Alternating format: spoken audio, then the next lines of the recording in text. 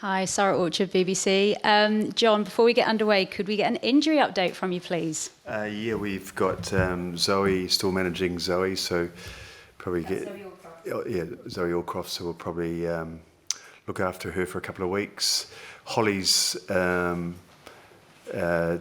through a 4 week of training, so she'll be available next week. So we could have taken the chance this week, but we chose not to because we wanted to get her through full training. And then Skaz just had a little bit of shoulder sort of nerve problem, so we decided to protect her. She was originally selected, but we decided to protect her. Just on Zoe Allcroft there, a couple of weeks, does that mean she's out for the rest of the pool stage? Yeah, probably, yeah. And what is the injury she's actually managing? She's got a bang to the side of the knee, yeah. Okay, thank you very much. Good news, though, that Helena Rowland, Claudia Maloney-McDonald and Mackenzie Carson are all back in the frame. Talk us through the selection of Helena at fly half. Yeah, we'll see. We have had planned. Helena knows that she is, the sort of the most versatile person within the group. She's highly valued, as you've heard me say before. She's sort of like first on the team sheet in terms of 23. So where we're at with fly halves, I mean, Zoe's carried a huge load in that area since the warm-ups. So it's good to get Helena going. And Helena's playing on her home ground as well. So yeah, she's pretty excited. Well, the whole group is. I mean, if you look at this combination, majority of them have played together against Italy, Spain, and now they get the opportunity in the World Cup. So they've got a lot of energy. This group, they're certainly are highly motivated. And it's their chance. It's their chance to express themselves, to make the rest of the group proud. So we're in a good position. It's only Holly, I think, that doesn't get any minutes through the start of the tournament. So that's probably a really good place to be in as a group. Marlie, with the news that Zoe's going to be out for the rest of the pool stage, does that mean you've got some more responsibilities now as a vice captain? You and Meg stepping up? Yeah, I think. We've massively stepped up this week. We've just been there to support Zoe in whatever she needs, but she's also been doing the same for us in training today.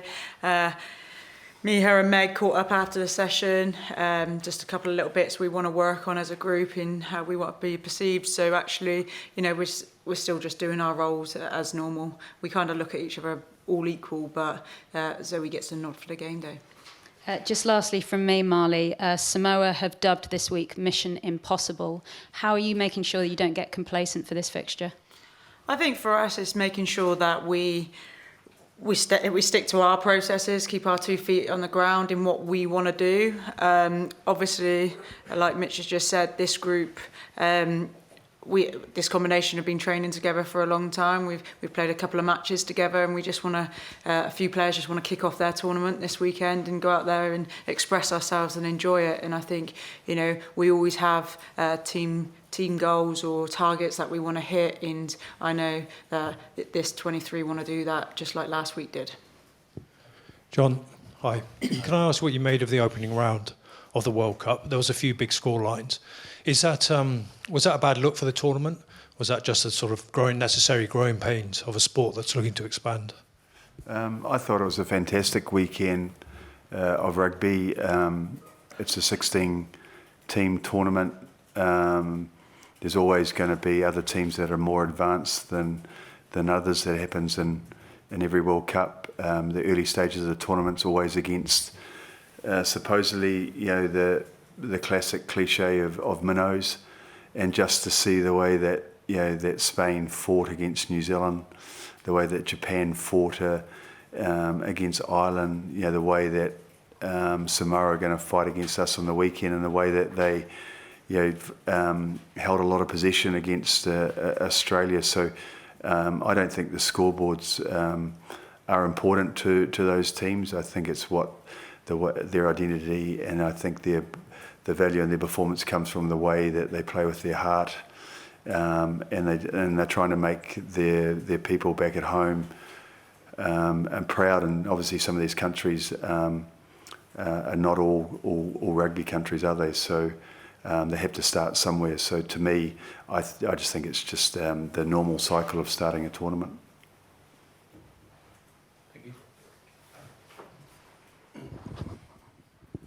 Hi, John. Just to follow up from Sarah's question to Marlie about the expectation of being overwhelming favourites. I mean, how do you deal with that as a coach, or is it something that this squad is used to? Well, firstly, we're not going to get bored around being consistent, and as much as we got the right result, we've got standards to uphold. So the girls get challenged occasionally on standards because we've got to keep growing. So yeah, that's the way we work. And ultimately, I think the biggest challenge for the girls on the weekend will be we're going to get space. We're going to find it. We're going to attack it, but we're going to have to be patient with our execution in that space because we might get a little bit more space than normal. And sometimes you can fall into the trap of fool's gold, can't you? And try and get too loose too early. So that'll be the biggest challenge with this combination. Hello both. Question to both of you, without being disrespectful to Samoa at all. I think the chances are that England will win and probably score a lot of tries this weekend.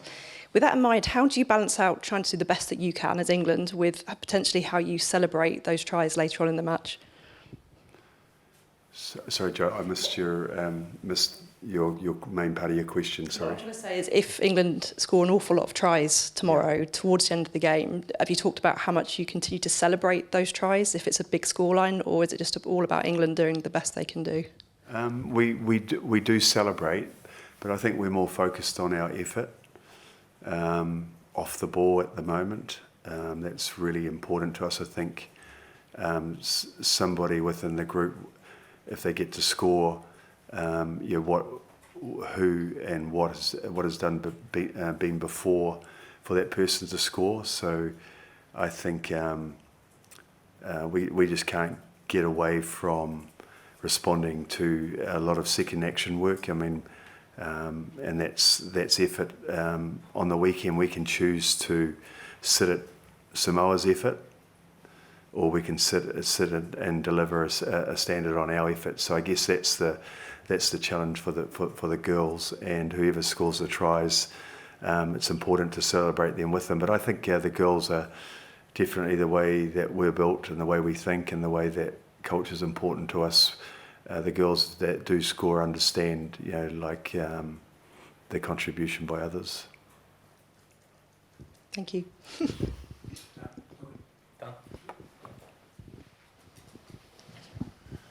Hi, John. You talked last week about how slowly the week went. You were just waiting for it to start. Has this week been a bit easier now that it's actually going? Yeah, no, it's been a lot quicker. I'm sure you can testament to that, but yeah, it's been a lot quicker. You touched on the game against Italy, which was obviously Helena's a rare chance for England at fly half. In the analysis of that game, what did you make of how Helena went and what she's improved on in the months since that outing? Yeah, Helena's a hard marker. She's hardly ever satisfied around her performance, which is, I guess, the quality of who she is and why she's so consistent and so versatile. She's got awesome skill set, and she's got the speed to hunt weakness in defences. So I think the way that we play our game and the way it was slightly tweaked since Six Nations. I think it's very, very clear for her. So exit attack will be where it starts. Thank you. One for you, Marlie. Obviously, there's a small group of you, unfortunately, not involved in the match last Friday. But what was it like for you to sort of be involved in the occasion, but not quite involved in the occasion, but now to have that chance this Saturday at Franklin's Gardens? I think from last week, it was such an occasion, and only the match 23 can take the field, but the rest of us were a massive part of that. And to be there in the stands, for me, I was fortunate enough to be water girl, but it was a very special occasion, in one that I know for all of us will live with us for forever. I think we're now just looking forward to taking the field this week. We had a tough training week last week, obviously knowing that we weren't playing, but then obviously this week going into the week that making sure that we got our detail and just put a performance in each training session to take out onto the field. Thank you. Hi, John. Just interested to know how difficult it's going to be this week, or has been, to prepare for Samoa, who are a team I imagine you haven't seen a huge amount of, and certainly haven't played a huge amount, and obviously there's a bit of a gulf there in quality. How difficult is that to prepare for what they can offer you? Yeah, we probably see it a little bit differently. We focused on ourselves and we focus on our standards. They present us opportunities like any other team. So it's up to us to exploit those opportunities. So all we can control is our ability to execute in those opportunities. So everything's focused on us. We, even if the opposition were higher ranked, we would still probably go through the same process. So been in this game too long to focus too much on the opposition. You learn very, very quickly that you've got to get more out of your own group, and in a world where we live where listening is and understanding is difficult, a difficult challenge with the way that we live life.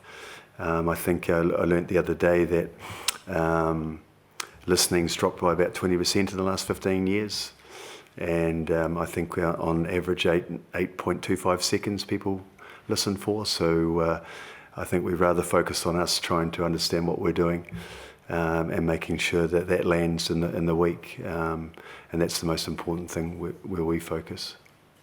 Any final questions from the room?